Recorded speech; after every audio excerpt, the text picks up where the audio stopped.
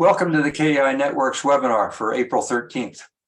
The topic today is AI's threats to jobs and our personal identity, featuring presentation, at least starting off, by Mel Head. He's a keen enthusiast in monitoring the development of generative AI and its anticipated impacts. And we've heard Mel express his viewpoints in earlier webinars, but this one's dedicated exclusively to him. His broad career has spanned from chemical engineering involving commuter process control applications in the aluminum smelting and oil refining industries, to more recently software product development management and assisting startup companies expand their line of business. The topic today is quite relevant given recent headlines, and one we cited in our newsletter last week from Wired Magazine, noting how your image may well be compromised in a variety of settings, as was the Pope recently, to another research article about Goldman Sachs identifying over 350 jobs potentially being at risk through automation. And also that on the positive side, a global GDP increase expected of almost 7%. So there's clearly a lot of noise and news in the market itself. I know, Mel, you've been monitoring it. So without any further ado, Mel, let's get started and share with us your perspectives on AI, both the pros and the cons. Today, I'd like to keep the discussion contained so that we talk about the possible effects that GPT could have specifically to the workforce. Since we don't have all the answers, let alone all the questions, we're exploring this new world together. I won't get too technical because I'm not an AI expert, but I've got an avid interest in AI, and like most of you today, want to learn more. So let's get started here by a few general comments. A lot has been happening in the last few years with respect to GPT, AI in general, and some of the competitive products to GPT. With well over 100 million people signing up for a OpenAI GPT account, a lot has been happening in the last few years, and particularly in the last few months with the public release of ChatGPT, the generative retrained transformer artificial intelligence product. Well over 100 million people have set up accounts on this system and tried it themselves, and many others have read many technical articles or even just in the media where they've heard the good and the bad things of the product. And Elon Musk recently has put out a letter to be signed by a lot of people to urging a moratorium on some of the development for a while until we get a better handle on what it's all about. Italy has banned GPT, at least temporarily. Joe Biden in the US is looking at it from getting opinions as to the impact on the safety policy in the US. And China, in the meantime, is watching what's happening here with the intent to regulate AI. In one sense, we can say that the world is moving too fast, but looking at that, that's good because it permits development of AI, and there's great potential for things to come from that. If we look at AI alone and what can be done with it, we can conclude that the future's already started. You may have seen a chart like this before, where it shows the adoption time for many of the technologies that have come in over the last 100 to 200 years. And if you go over to the right-hand side, I put GPT in there. Don't worry about the scale on the left because that's going to be changing anyway. We are seeing applications coming out in tens or 20s every day, at least. So the chart shows a lot of mechanical type innovations. And when we get into software, it opens up a whole new world. So AI is now extending that for us. There will still be AI that's embedded in a lot of new products, new technologies. AI will be helping to integrate a lot of things together, and it will vastly extend the capabilities of what can be done with them. This chart is from an article by Dr. Stephen Wolfram of Wolfram Alpha, and it shows that In the mid-1800s, agriculture was represented by over half the occupations, and there were three food providers for every 4 consumers. Today, by many reports, that's down to basically 1 provider for every 50 consumers. Agriculture remained the #1 position until the mid-50s as other jobs grew to service the growing populations. Today, agriculture provides a much larger population, but represents a very small piece of the pie. We now see jobs in industries like construction, information technology, management, administration, sales, retail, health service, etc. All of these are growing. Some jobs take up a smaller part of the pie and others have disappeared. Artificial intelligence has the potential for the creation of new jobs and for the reduction in demand or elimination of others. It also has this very strong capability to make existing jobs a lot less of a chore. Here we can see the number of jobs decreasing. I don't want to go into a lot of detail here. There's a lot on the screen, but we can see the number of jobs decreases due to automation. The desk jobs in the first column have not changed much, but the physical labor jobs have decreased, again due to automation. If we look at the third column, showing the class of work, we find most of these jobs show an increase, as have their supporting categories. One hidden reason for some job loss in certain groups is due to moving jobs out of the country to work to get done by labor at lower costs. That's US data. Okay. The chart that you're seeing now shows how the amount of time spent on different broad activities has varied over the decades. The main line showing the mean in hours, the darker lines, and of course the women in pink and the men in blue. So before we dig into this changing work environment, let's look at the type of non-paid work. We see many jobs here have not changed too much, while others have changed only slightly. In many cases, the distribution of our time has changed, and we spend less time on housework and that type of thing than before because of the introduction of some of the mechanical devices like vacuum cleaners, dishwashers, computers, television, and if we're talking about AI here, maybe the Roomba with the computer in it that maps its location around the house and may take a picture of you. Paid work part, the average number of hours work again hasn't changed much. We're still in the 7-8 hours per day, that type of thing. And the distribution of the time though has changed quite a bit.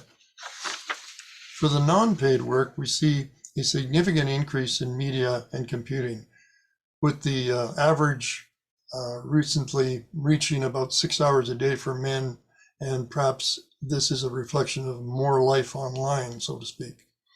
The main conclusion is that over the past century, the ways people, at least in the US, spend their time has remained rather stable, even as we've gone from a world with almost no computers to a world where there are more computers than people. So the big thing there, whether you're working or not working, the distribution of your time on different types of jobs or activities has changed. If we now use GPT as a resource, recognizing the fact that it has been trained on data up to the end of 2021, so it really hasn't been part and parcel to a lot of the more recent hype articles and so on that's been in the media. So I decided to ask it what it thought of what the impact it might have on work.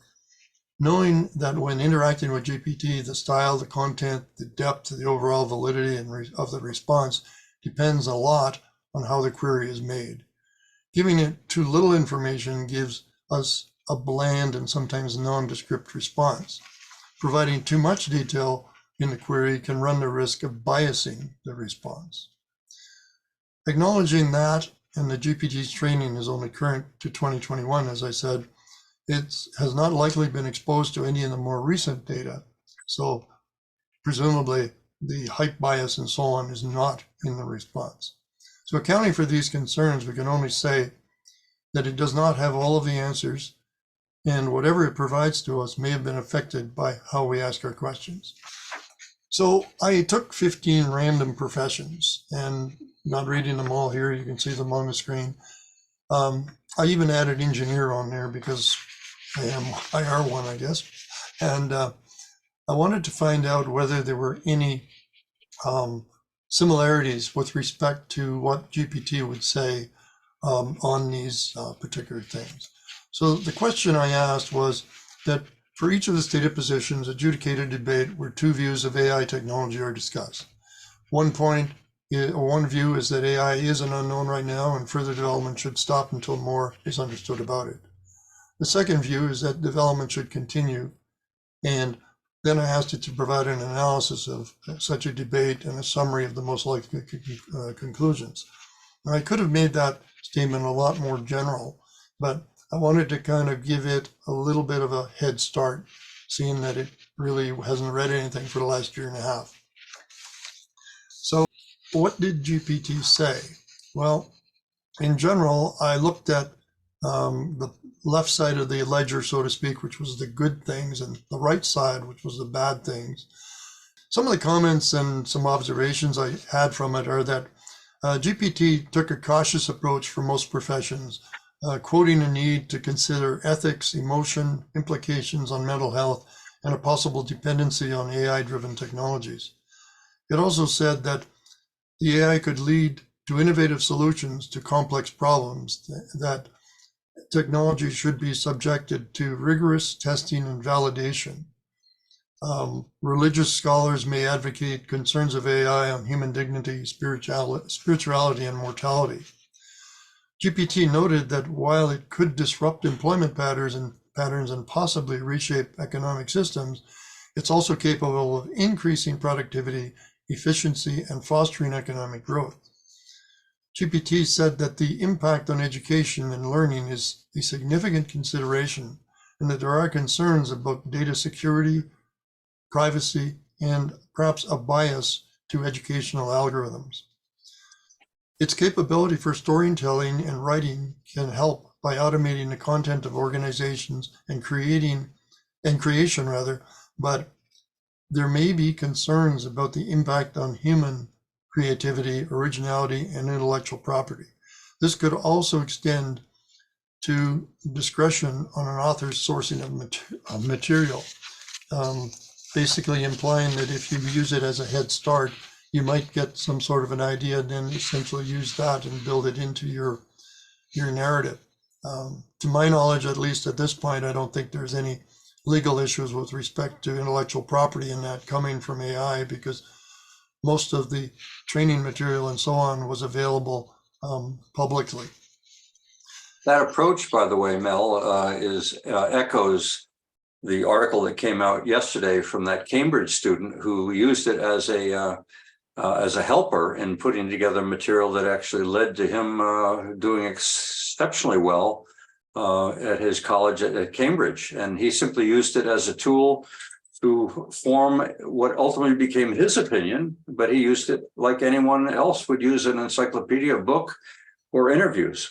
Yeah, exactly. I saw that same article, and if you think about it right down to the basics and take AI out of the picture altogether, all of that information is out there on the web or in archives. And if he had the time and the capability to get it, he could have probably put it all together himself. But AI could very easily have done a lot more by looking at the patterns that he may never have found and come to, I don't want to say conclusions. I think one of our problems is we use a lot of human terms to define AI, like intelligence and that type of thing. But we'll see a lot more of what was in that paper. In general, GPT had no specific warnings or flags, although many expressions of urged caution were noted. It was interesting that the comments for the scientist, the AI expert, and the engineer all indicated that AI development should continue. That was the only one of the 15, only three rather, of the 15 professions where it actually stated that AI should continue. It was quite nebulous on everything else, on all the other ones. So the specific areas on which a provided comment were included in addressing responsible development and regulation rather than a simple halt of work. You being an engineer, did you bias it? No, not really. Maybe in my thinking about the response, but that again is another dimension, because if I ask it a question, I would ask it a question just the same as if I wanted to ask it of someone else who maybe was knowledgeable in the area that I was asking the question in. But when I get the response, it's my interpretation of what it says, and then I'm kind of the middleman in that, taking the interpretation from GPT and then interpreting that and now running with it, just like that student did. Mhm. So it depends on how much I knew of the question. And when I played around with GPT back in December, early January, I intentionally asked a couple of questions that were not the run-of-the-mill type things. And Was engineering, by the way, the only one that was encouraged for further development? No, three of them were a scientist, AI expert, and an engineer. So you could almost say that they've got a vested interest. Right. The thing is that these were the only 3 out of the 15 that specifically said that AI development should continue, but make sure that there's, not moderation, but monitoring and so on as things are going. Further comment on these last 3 included that the benefits of AI could provide automation of tedious tasks, improved decision making, making advancements in specific industries, healthcare, transportation, energy, and so on.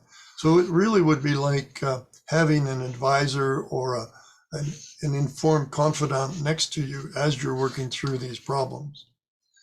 So once I got through that, I asked it to give me the top 3 advantages of proliferating AI and the top 3 disadvantages of doing that. So the top 3 advantages are increased efficiency in production, enhanced decision-making and problem solving, and improved quality of life. The top 3 disadvantages were ethical concerns and biases, impact on employment and social disruption, and human relationships and ethical dilemmas. So the in the analysis and conclusions here, there's a lot of speculation from what's being done today with GPT, and particularly with the highly accelerated development applications and interface to GPT and other systems. In a sense, you could say that things are coming at us faster than we can understand them. And if you've read the link to the paper that that you had in your last newsletter, when I talked about the little gopher on the middle of the highway, standing there looking at the car that's getting bigger and bigger and bigger, and not realizing what was going on, and then he suddenly meets the oil pan. If we are not cognizant of the fact that AI does have both good and bad parts, and look at both of them as we go forward, we could get hit by that oil pan as well, and it's going to hurt. So with the conclusions here, the most likely conclusion is that AI development should continue, but with an increased focus on responsibility and ethical practices. This approach would involve the establishment and regulations and guidelines to minimize risk, collaboration between stakeholders to ensure a diverse range of perspectives, and an emphasis on transparency in AI development processes. And by striking a balance between the positive and negative aspects of AI, we can harness its potential while mitigating the associated risks and promoting a more responsible path towards the future on AI technology. The summary of all of this was that the debate about whether AI development should continue or halt is complex and multifaceted. It took, I don't want to say it took pains to do it, because it doesn't really exert too much energy, but in all of the 15 professions that I've put into this thing.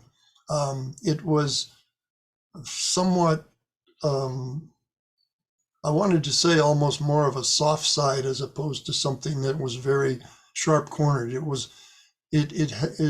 Well, I'll use the human word, it hesitated to actually state specific downsides. So while there are a lot of valid concerns about unknown risks and potential negative consequences of AI technology, there's also a need to consider the potential benefits and the advancements that it can bring along with it. A responsible and cautious approach to AI development with thorough risk assessment, ethical consideration, and societal implications is essential. And collaboration between the different stakeholders can help in shaping the development of AI technology in a manner that maximizes its benefit while minimizing risks and ensuring responsible use in society. So 8 trends in AI for 2023. I've listed them on the screen here, and we could go into some discussion about them. But when I first saw this the other day, that I got this in an email here, and I looked at it, and I think quite a few people have seen it. The design for AI reminds me of the Microsoft or Intel thing where the computer came out and it had a little sticker on the side and it says Intel inside. And I think that as computing type hardware systems and so on evolve in the future, AI is going to be a part in it. Security and all of that type of stuff, cybersecurity is going to be a major issue because the hackers, the bad guys, can use AI just as well as the good guys. So there's got to be an awful lot of diligence with respect to that. Well, I mean, that was superb, the summary which you've given. I'm going to throw a couple of questions at you, just between you and I for a minute before I engage, others in the discussion. And one of them goes right back to that initial chart and several that followed. If you envision what we've been through since the computer, people talked about it being the information age. And what you cited with that one chart where we saw the increase of time being spent on media and computing would indicate that during this period called the information age, people have spent a fair amount of time using computers to complement their needs for knowledge. Once we spent time leisurely reading, now we seem to be using the computer and media in general for seeking out information. If we're going to use GPT as the new knowledge pursuit tool, then as you point out, prompting is going to become really important in order to make sure you don't get, suckered into a snake oil and sidetrapped where the tool doesn't do what you think it might be capable of doing. And you go look at technologies like airplanes and automobiles and drills. There are many technologies that emerged that you needed licenses for, or the society was at risk because it was a profession dealing with health data or data in engineering or data in transportation. You had to have a professional license in order to use those tools. Nobody is giving anybody a license. And in fact, they have yet introduced educational curriculum into the school system. But it seems to me the future that we're looking at is going to be process intensive as we move into this new knowledge economy where a GPT is the tool that students are going to have to start to learn to use because it creates something other than having to carry an encyclopedia around. Do you want to comment on the evolution of the knowledge age, or whether or not we're actually giving GPT all of the credit of being the knowledge base? Well, I go back far enough where you had to actually almost manipulate bits in a computer by hand, and you had to tell the computer exactly what you wanted to do, and it did that, and that was it. And the only other thing it did was it crashed on you every now and then. But in the current world right now with AIs, we're using AI as a tool, but it's more of it's like a power tool compared to a hammer or a saw. There's a lot more capability with it, and we have talked about things like personalized healthcare There could be personalized education.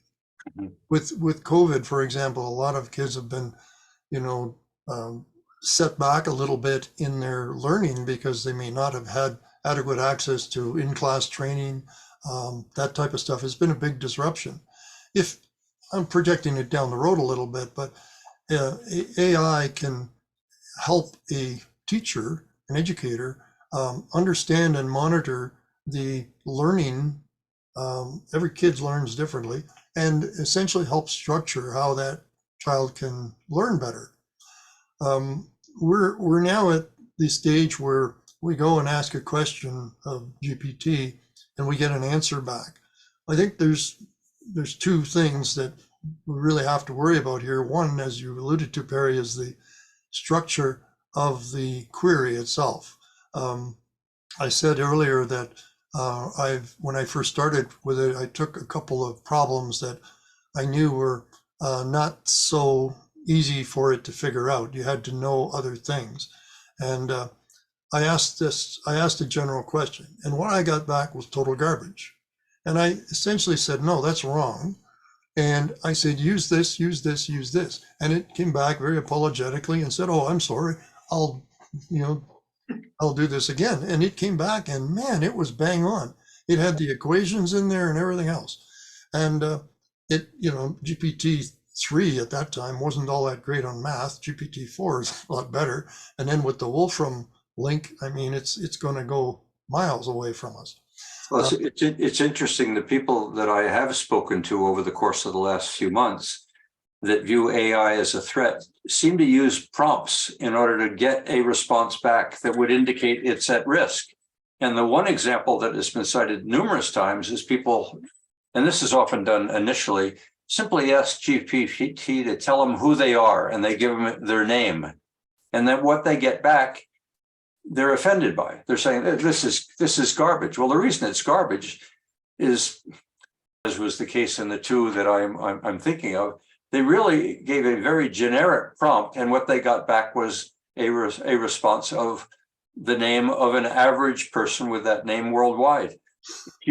If you give it a prompt about your location, maybe a little bit about that enables it to identify you, as I did, it came back having brought what it found in LinkedIn and Facebook, and gave the accurate description of who I was. Yeah, I think in the very early days, like 4 months, 5 months ago, if you asked it, and it depended only on the static data that it was trained upon, if there weren't any articles that had your name in it or any association like that, and if it didn't have access to the web, it really would be up against the wall trying to find any information about you to identify you. Allowing it to get out there and have access to dynamic data is good because you can get up-to-date information, and it can tell you exactly who you are, where you are, and maybe some things about you that you didn't know. But the big thing too is that when it gets that dynamic data, what is the firewall there to say, how valid is this? Can you be sure it's valid? That type of thing. Okay, well, let's see. I'm looking for hands up, or whether you want to point a specific question at a particular individual. I know you mentioned Bruce. Bruce, Mel threw a question at you, or do you want to make a comment to compliment or check or elaborate on anything that Mel has shared with us today?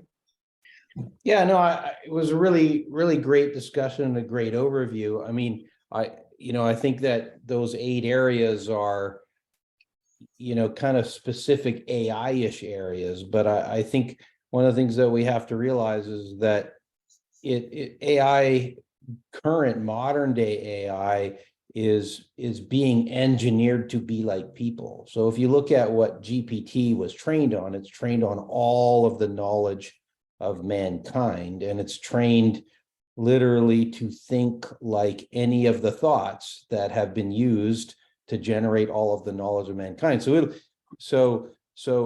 AI is going to replace people in every area. So education, music, creativity, policing, security, politics, like the list goes on and on and on and on, right? And we can see kind of elements of that, but again, sort of what I do is, I sit around thinking about how do I make AI smarter and how do I make it apply to everything. So one of the things I'm working on, for instance, is health coach. So health coach is like an AI that'll just sit there and it'll be your doctor. Like, and there was a really interesting, news announcement just recently where they did a test on the medical exam and it passed the medical exam with flying colors. And many doctors have been coming out and have been using it and trying it out in their practice. And what they're saying is that this is just as good as anything that I would do in my practice. It's, so we know that there's a lot of limitations. So, and my specific research is, what are those? Why can't it solve certain problems, right? But those will all get solved. Like, we're solving them. There's researchers around the world solving them. And so I guess my question, and it goes back to something that I was saying earlier to you, Mel, in some of the articles that we were, sending back and forth. And that is that my question really is about, how does that affect us in our economy? How does it affect us here in Alberta? How are we going to compete when all the things that we do are not nearly so relevant, because AI systems are doing all of these jobs? And then increasingly, you think about like the commerce of the world, most of the commerce of the world is actually virtual. And so when virtual systems can do all the virtual commerce, what value do we have as people, and how do we keep that value? Like, do we have to bring in universal basic income to pay for people, or how AI is affecting all of our industries? Like in the oil field, for example, AI is being used to help us find alternative fuels, to reduce our requirement for fuels.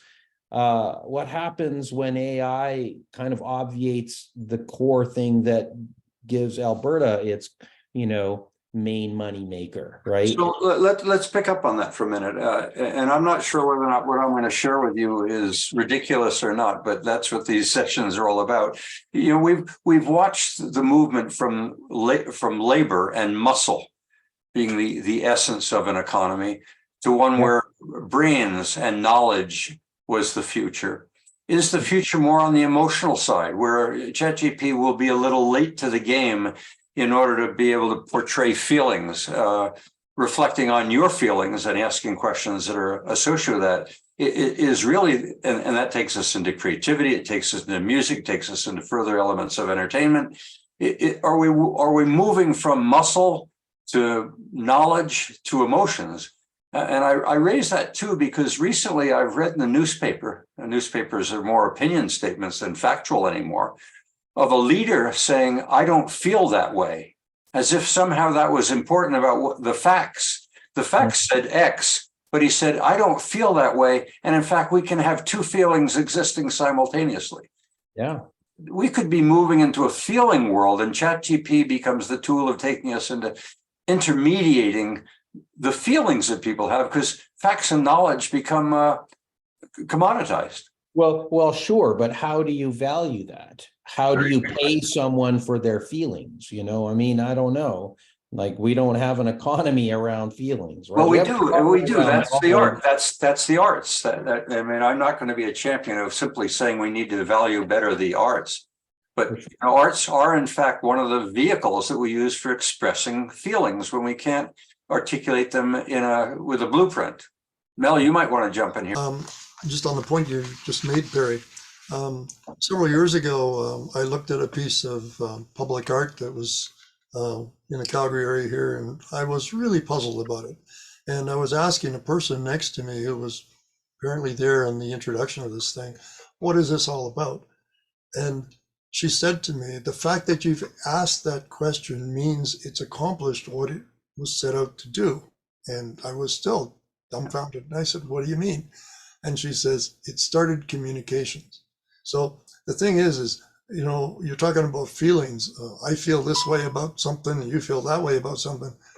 We're looking at the same something, but those feelings, I can't easily communicate them to you and you can't easily communicate yours to me. But maybe with AI, there may be some commonality there that'll kind of bring us closer together with respect to that. That Well, might these are the elements that distort reality. They're called perceptions. And perception is not of reality. Perception has been modified as a byproduct of our experience or our emotions. So, Bruce, ChatGPT today will provide you with a fact based on knowledge, but it's not interpreting that as perception might. So the answer you're getting back is more pure than modified as human beings have. Now, the way through that is called personalization. Is it conceivable that ChatGPT begins to learn enough about me that it would, when it gives the answer relevant to who I am, my experience, and my feelings and emotions? Well, I mean, certainly that's what we're trying to do. So first of all, can the system predict what emotion you might have? And maybe it can't predict the emotion, but it can certainly predict your response with a presumed emotion, right? So, and that is observable. Your emotions are not, right? Yeah. And so, you know, and so this is exactly the point of the research, is to try to figure out how, you know, so this is what the psychology agents are supposed to do, right? So they predict your emotions so that they can then use words and guide your thinking process so that you can, you know, perform better, feel better, do better, etc. Right? I mean, so that's the essence of the you know, of the engine. But then but the thing about that is that, you know, how much of that is our economy, right? That's really the question. And is that sustainable as a, you know, competitive advantage in the world? Where do we find our value? And maybe, and just before I give up the floor, I'll just say one more thing, and that is that, so one of the things that we've noticed about the use of and these intelligence engines is that people combined with machines are smarter than the machines, right? So chess is a really good example of this.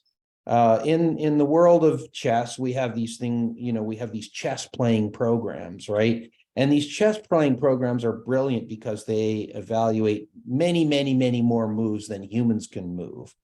But yet, if you look at the world champions of chess, the champions are not the machines themselves. The world champions are teams. And the teams are comprised of people with machines. And those are the world champions. So people combined with the machines make both the people smarter and the machine smarter. And so it seems to me that the direction that we should be pursuing in terms of competitive advantage is, how do we get people together and have communication systems that allow us to be competitive with the machine? Well, what will be the barriers to that? I mean, it seems pretty obvious in what we've been discussing that ChatGPT is a very valuable utility, given that people become critical thinkers and know how to use it. What are the barriers to this new future? Who would be stopping this? Well, you have these companies, right? I mean, that own huge swaths of the market for just about anything, right? They have the money and the power and the capability to command, you know, marketplaces, right? And to own them and to dominate. That's a positive. They want to get there. Yeah. It would seem to me the ones, you know, sometimes in your question, you really have an answer. I mean, I believe the professions themselves will be the Luddites of the future. They are going to be the ones that see the threats. The unions of healthcare, the unions of medicine, the unions of engineering, those unions today are protecting jobs, and those unions will be threatened. I think that one way that we can seek to obtain advantages is to kind of think about our special areas of specialization. I think that ChatGPT is not going to know everything about the universe. Like, it'll know a bunch of things, But if you're, let's just say, an accident lawyer, it won't know everything about accident law. It won't know the specifics of your region, the specifics of your customers, the specifics. And so I think that to some degree, this is how we have to proceed. We have to think about individual specialization and how we can contribute our unique advantage into this global interconnected system of intelligences, right? Because that's how I think ultimately the economy will evolve. Well, I'm speaking to a small business group tomorrow, and small businesses have typically been very nimble at looking for market opportunities. And it seems to me, as soon as you said it will not know, somebody's ears go up and decides, I'm going to find out, and I'm going to make that data available, and I'm going to put that into my ChatGPT applications, and I will have myself a business for the future. Jeff, you and I were speaking this morning about, I think it's called BOSS, about AI applications being built specifically for certain small business areas. Do you want to elaborate at all, or is this fanciful? Well, no, it's a real product that's sprung out of ChatGPT, and now ChatGPT 4, I think it's connected to, and it's called ChatGPT. GPTBoss.com. And it's basically a fellow in the States who's created a number of fine-tuned personas that are supports to a small business. So he's got a persona that is a marketing specialist. He's got a persona that's an HR specialist. And so it's basically his value proposition is he has created these personas, and then you can sign up for an account. The minimum, I think, is $10 a month. And then you can deploy these personas through a chat interface. So you can, if you're a one-person business, a sole operator, you can ask your marketing expert for some ideas for a ad campaign, or you can go to your HR person and ask for advice on whatever subject. And it will, these various personas are then adjuncts to your ability to run your small business. And it's just one example. I'm sure there are others out there that are being created with that very purpose in mind. And I mean, you could also do this individually on your own, by, as Mel did in his question. You ask how you ask the question has a lot of impact on the response you get. This is just some predefined personas that pertain to running a small business. And I think there are 25 or 30 different small business personas that this fellow has built on top of ChatGPT and GPT-4. And this is month 5. And this is month 5, yeah. Right. So month 12, you can be sure that there will be an improvement on that app and multiple competitors. That's the beauty, Bruce. I think what you're pointing out, where is the market? The market will be found. Small businesses, innovators, creators like yourself will see the opportunities and they'll grow. And because ChatGPT is not so exclusive. I mean, right now, ChatGPT 4, you pay a little bit for. It seems to me these tools in the hands of creative, innovative individuals, that's what capitalism seems to me all about, will find personal applications. Go ahead, Mel.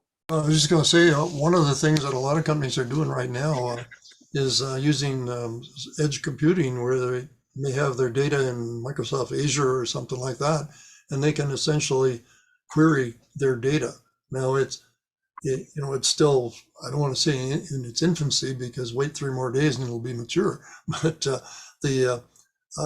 the thing that gets around to some extent is that these companies police their own data, that it's within their companies, and there may be a feeling of security, in a sense that their data is within their 4 walls and it's not available to anyone else. So it's not available for competitive espionage and other things like that. I was going to say, there might be some comment you might have with edge computing on that, or Jeff. Well, I was just going to say, Mel, I think it is fairly well on the path, because Microsoft has already announced that they're going to be providing tools, enterprise tools, so that you can create your own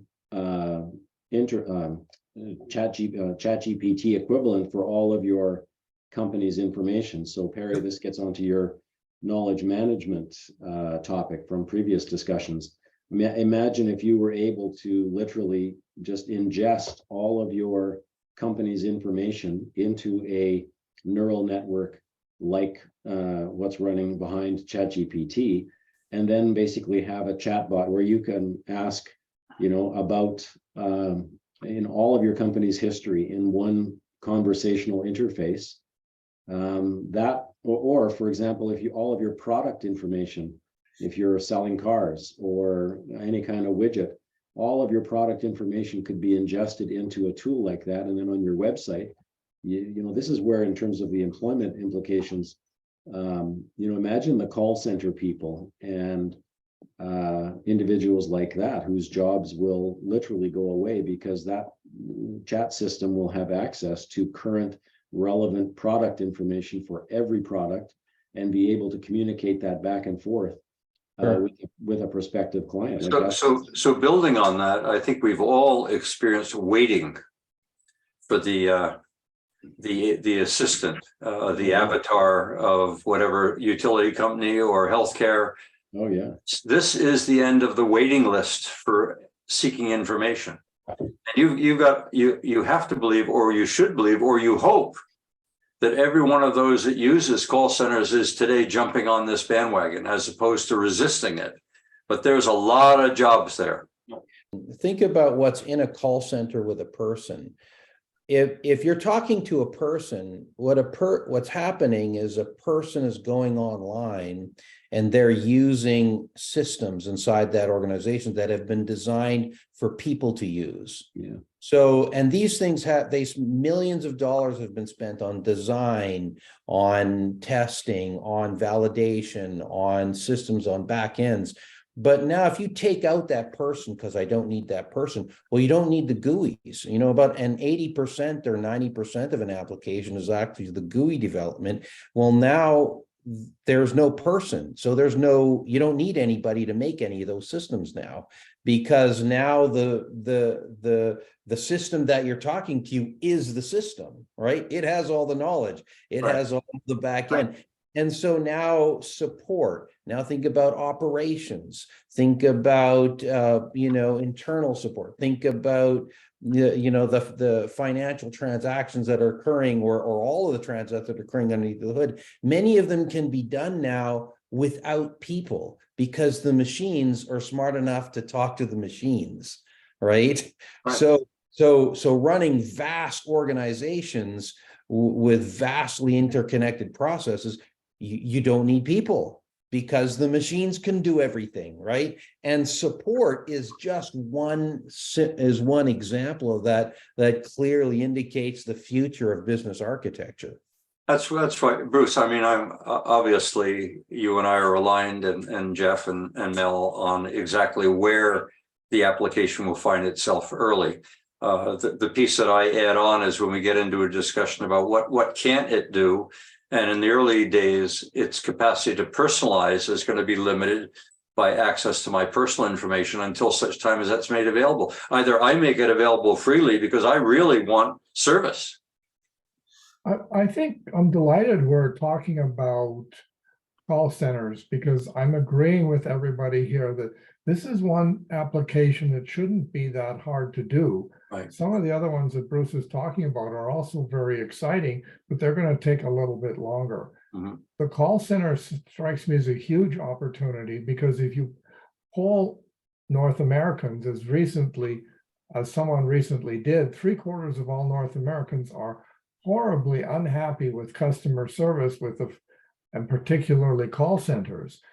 What irritates me the most about call centers is the people who are there who don't speak English, even though they were hired for their English skills, and their knowledge of the product or service also has significant gaps.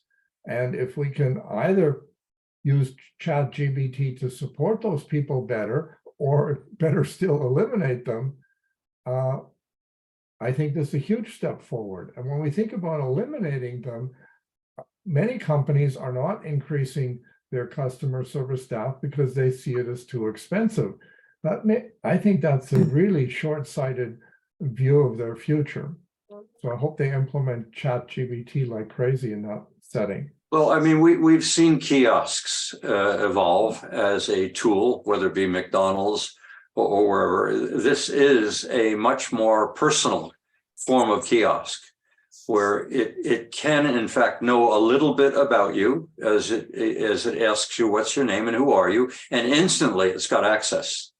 It may prompt you with 3 questions versus 1, but it should have fairly good information about you. And in fact, it may say, if you're a member, to be a member, we need to know 4 things about you, so that when you come to make your orders, we've got a pretty good idea this is what Walmart does today, but this is even better. Okay, so your McDonald's example would be is interesting if the machine said to you or displayed to you, do you want a Big Mac and fries like last time, or you want to try our apple turnover? You know, Right. We're not quite there yet. No, but take it one step forward. Further, it now has what it is your order is, and at the stove is the avatar that is cooking that hamburger, because there's a sensor on that stove that lets it know when to turn and when not to turn. That's not that far off either. Yeah. Those are all doable. Yeah, there are already guys that have, businesses that have produced fast food factory. You basically, it's all electronic. You order your food, you get your food out of the kiosks. This is already a thing. Well, not only the kiosk, in Japan, they actually will have a robot that will bring it to you. You'll have an infinite number of choices with this new world we go into. Walking down a supermarket aisle, the avatar that's with you will know what's nutritious for you, what your appetites are, to help you with your shopping, or it'll do it automatically, and it'll be sent to your house and put in your refrigerator. I was just going to pick up on a comment that Yogi made about the call centers and that type of thing, where people can essentially be displaced by AI. Jeff, the other Jeff Kramer, and I have had a discussion this past week. I want to say a guaranteed income. So that was one other topic that Jeff and I had spoken about a little bit. I don't know if you have any words on that, Jeff. I think as we see robotics and AI merging more and more, we're going to get into a situation where it's unavoidable, because if you consider 3.5 million truckers could be out of work once we have AI driving things, and then you have your taxi drivers and delivery drivers, and they're already talking about artificial intelligence, drones. So all of those jobs are just one industry. And we can see that like the menial tasks, Elon Musk is talking about a personal robot in everybody's home to look after, housekeeping and stuff. Well, if you can do that in your home, you can do that at work. So there goes all the janitorial type work. And it just goes on from there. The obviously with artificial intelligence, the intelligence part of it means that no job is safe. So an AI that learns how to have really good conversation and has access to all the legal precedents can do a job in a courtroom as well as a person, once it's trained on appealing to people's emotions or all these other things. The ability for AI to use a live video stream to analyze the micro movements on your face to determine whether or not a person is lying or these sorts of things that psychologists use, and they go back in and look at the videos in detail and determine these micro movements. Well, a computer will be able to do that in real time and basically be a better lie detector than the current methods that are being used. So with that almost a utopian perspective of how far we can go, Yogi made a point. So what do human beings end up doing in the future? They've got generative AI taking care of most of their quote needs. What are they going to do? Well, he said they're all going to get overweight. Well, the reality was, from the graph you showed, Mel, that people end up exercising more. They end up getting involved in more entertainment. They end up entering into this world of creativity, as I've referred to the age of creativity or whatever. They find other things that are not productive in the sense of contributing to an economy, but are spending more time keeping themselves entertained. Yeah, well, that's a utopian view, and this is a kind of an idea being debated. You know, should we be just planning for a world of plenty where people don't have to do anything because fundamentally machines are doing everything, you know? But it seems to me that on that is ultimately where society is heading. But there's this intermediate stage that's much more dystopian. Yeah. Where, you know, nobody has jobs because robots are doing everything. Yeah, I think that the way we have to deal with that is like in the case of the truckers. So we want to encourage people to adopt the new technology because it's more efficient and better. But how about if we apply a tax to that? So a robot tax, in essence, where there's a, you know, the employer still has to pay maybe 20% of what they would pay a regular worker. And that goes to support the displaced workers. Now, of course, you can't support a full worker based on that, but as robots take over more and more jobs, there'll be more and more you know, applications to tax people or tax them and support the people. And the resource development and stuff, then as we develop more resources and the robots are doing the mining and all the other stuff, the products can become less expensive, and you know, we can do all the nice things that we'd like to do, like protect the environment, because now the resources are available to us. Well, we may spend up more time interacting with people. Conflict resolution, more psychology than physicians. We're more concerned about inclusion and diversity and how we bring this global multicultural community together in some degree of, do I dare go so far as saying harmony? Do we spend more time in dealing with the human issues, not of want of food, but more emotionally, how do we get more harmony among people? Is that really one of the emerging industries of the future? Is, quote, humanism, a new age of not so much of reason, but an age of engagement. I think what's going to happen is we will see people move to locations where they can be in a community of like-minded people. So we won't have, you know, if you have right-wing views and stuff, you'll go out and start your own settlement. And you know, in my book, I'm writing about the ability to build floating platforms and stuff. So we could have like floating cities where it's like, here's the hedonist city and here's the conservative city. But the governments today have been talking about inclusion and integration, not segregation. Are they countercultural to a world that says, look, I want to be with my own. I'm not interested in being with people of a different color or a different sexual orientation. Are you talking about a world of no racists? Because the world seems to be pushed by World Economic Forum and the Trudeaus of this world that we all have to get along. Stay away from this view to be with similar people with similar views. I think you'll have a bit of both. I mean, the mainstream will be multicultural, I expect, but that doesn't mean that you can't have different groups splintering off, and we see that online already, right? Okay, so there is a future for both Democrats and Republicans. Exactly. Okay, you got it. You picked up my point.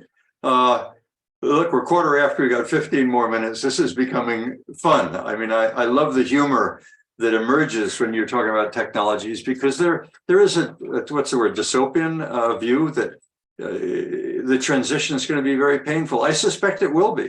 But the concept of yin and yang, with every threat, there's an opportunity. With the emerging threat and the emerging transition, there are huge opportunities. Yeah. And whether our children going through an educational system will be exposed to how to use this, to not be memorizing, but learning and learning how to learn and learning how to learn throughout their entire life and adapting with good social skills. Is that a new form of education? Because it sure isn't what's been going on of late. Well, I liked what Randall was saying as far as looking at our medical situation. We already had Babylon Health come out of TELUS, as he's probably well aware.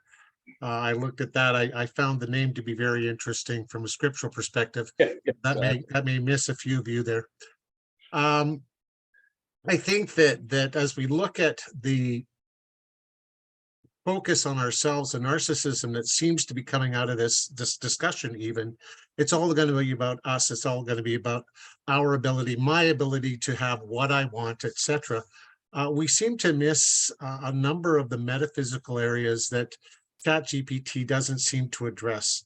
There's some very obvious, as we looked at the list that that Mel put together, there's some very obvious areas where the technology of numbers, etc., is very, very applicable and has an impact of creating great efficiencies. The challenge I have is, are all those efficiencies good for us? We had someone talk about at one point the GUI interface. And what's interesting is the GUI interface may be, in fact, what we're looking at from a human perspective to be more important than what we're looking at when we're looking at ChatGPT and the materialistic way that we're addressing things. When we look at things like care of individuals, when we look at things like education, there are obvious elements of that which are materialistic, but there are also humanistic. And I like, Perry, what you're saying, some of the direction this may go.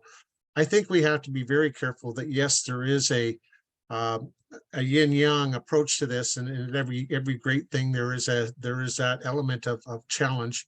And I appreciate the opportunity here to listen today.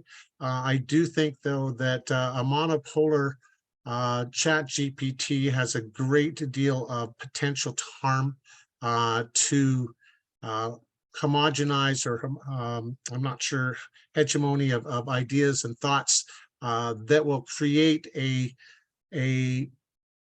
tyrannical, or at least a steel wheel of knowledge that cannot be addressed, that will be by definition what it is. Just like science is not about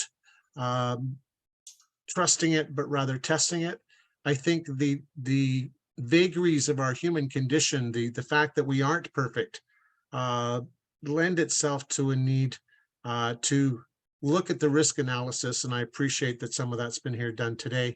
But I think we do need to look at the risk analysis as we move forward into this materialistic, numbers-oriented, knowledge-oriented base, where much of it can be manipulated by lots of dollars and people who are already in power. And those who are vulnerable actually will have the most harm done to them. Well, the classical approach to an emerging technology or a new product or a new process is to allow market forces to emerge, where I, as an individual, make my choices, and whether or not they're good or bad, someone steps in, called the government, as the regulator, and says, we have a responsibility to ensure that the public is safe. And it seems to me that in the world of GPT, the Elon Musks of this world with money and presumably a set of acceptable public values will shape his products in a way that GTP does what's needed for the common good. But there will be those that deny that. And they're in another party and will argue that he as an individual should not be doing that. That should be done by some bureaucrats in some government that will make the decisions of how GPT should evolve to make sure we're safe.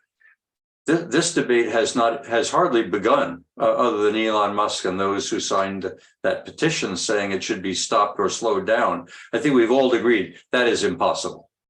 And the question that looms with me anyway is, when does government feel it should be stepping in? When does what GPT does indicate that it's becoming very harmful, not to a few, but to many?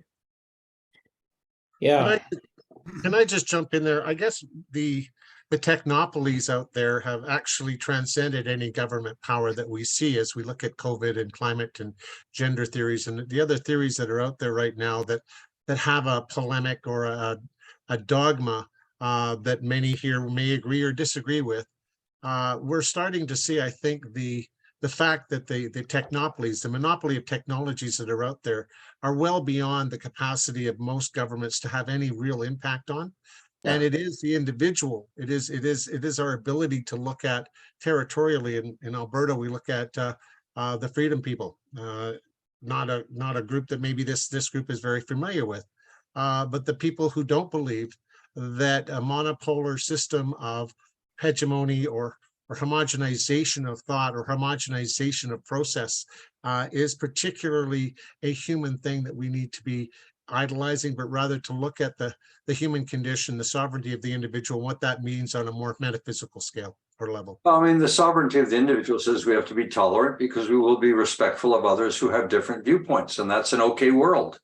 That it's okay world to have conflict. That when the Big Bang theory, when Big Bang happened and uncertainty became prevalent, we got to live with it and stop this utopian harmonization. And maybe guaranteed annual income is a good thing, but if equality is the objective, if equity for all, we're going to be reduced to the lowest common denominator, and we'll all be dumbed down to make certain that nobody is more superior than another. We've all got to become stupid. I think we should wrap up with that. That's probably my wine speaking, but there are moments I become really incensed with this view that technology and everything else has to be in the interest of diversity and inclusion, meaning we all have to become the same and loving one another. It's absurd. Well, I think there is this danger, though, that the value of humans, goes to zero, right? I mean, when you have in comparison, a brilliant, let's just say you're a programmer, and then an AI is a brilliant programmer. Who do you want to pay to do your stuff? Let's say you're an educator, and then and there's an AI that's a brilliant educator. Right. Who do you want to pay to educate? Like, what is the value of humanity when machines do everything, right? And then who, fundamentally has the right to make money from that technology? So you talk about technopolies, the problem here is that an increasingly smaller group of people actually have the ability to make money for anything, right? Because, the companies that have the technology will actually dominate markets, because they're all virtual. So they will dominate those markets. And then increasingly, the number of businesses that can compete becomes smaller and smaller and smaller and smaller. And so they then have the ability to create yet new technology that even further reduces the value of the individual and the value of small businesses. So that's the problem. So, but let's pretend I'm in government. I simply say, I'm going to tax you and I'll distribute the wealth through GIA, guaranteed income. It's a problem. I got taxing power. I don't see any other alternative. Yeah, I think that's the direction which generally we feel we're headed. And when has government ever been really good at doing anything? And we're saying now we're just that's not fair. Let's say fair.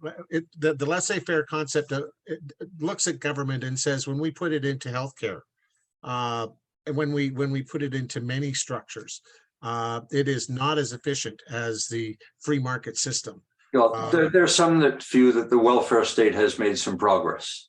I tend to agree with you that the private sector can do amazing things when competitive forces are present to govern standards and costs, but that market forces alone need some regulation, and public sector has a role to play in this balance, this yin and yang, because change does happen. But I'm not prepared to dismiss the relevance of the welfare state, that there are people who are going to become victims and abused or be disabled or have to make a transition between jobs. So government plays a role during those circumstances that seems legitimate. I don't think the private sector has proven that it has personal interests as primary. I don't think capitalism alone is sufficient. Barry? Yeah, I gotta go back again because our discussion, and I've done that to us a few times already. I go back to the realities that we live in, and our discussions ignore the fact that much of this world today is driven by the bad guys, not the good guys. And if they get this tool out in front of the rest of us, this is my argument why we've got to take the tool to its end in a hurry, because for lack of a better term, the bullies will take over, and it's as if no underworld exists in this. And look at the laundering of money that goes on in the world today. If you want to see the magnitude of what I call the bad guys are up to, maybe it's because I come out of the meat industry where the mafia controlled 50% of it when I went in. But we can't ignore that element, whatever you want to call it, and say, oh, we can take 6 months off because whatever, because the marketplace needs to do some adjustments. We can't hide in our discussions from the fact that the bad guys have to be looking at this every which way they can get out in front of the rest of us. Okay, so competitive forces will lead to someone wanting to have the power over another. And that's where government has some regulatory role, as we've said. You know, capitalism and the pursuit of profit in the interest of serving you or serving the market is inadequate. We need a control. And that's the role that government has traditionally played. But as Dale pointed out, and I think we've all agreed, this technology is moving so fast and is being picked up by so many people that there's a vulnerability. Do we need a new form of government? Is this where World Economic Forum steps in and says, globally, the world is at risk, as it is with climate change and COVID, and we need the power to regulate information transfer and knowledge management, and we will take responsibility for the future of GPT, and we arrest Elon Musk, and we have a really nice trial on Fox News. You see the glass is half empty, and I think that's healthy to point that out, because we have been a little Pollyannic that we have an extraordinary technology here that ultimately people will see of value and will evolve in a way to serve people in the public interest. And maybe there are people in power that will have the capital, as the age of surveillance points out, and take this in a selfish direction. I'm hoping that not be the case, and I have faith, and that my faith is in the glass being half full. Any last minute comments, Mel, since you were the guy who helped get this session launched today? Any last minute comments? No, it'll teach me to think before I say yes, I'm going to do it again. But I really enjoyed it, and particularly having the input from everybody here. My sole role here is to try to learn anyway, and I've been trying to make it like a sponge for the last while. So, well, I appreciate your humility, because it's rare at the table.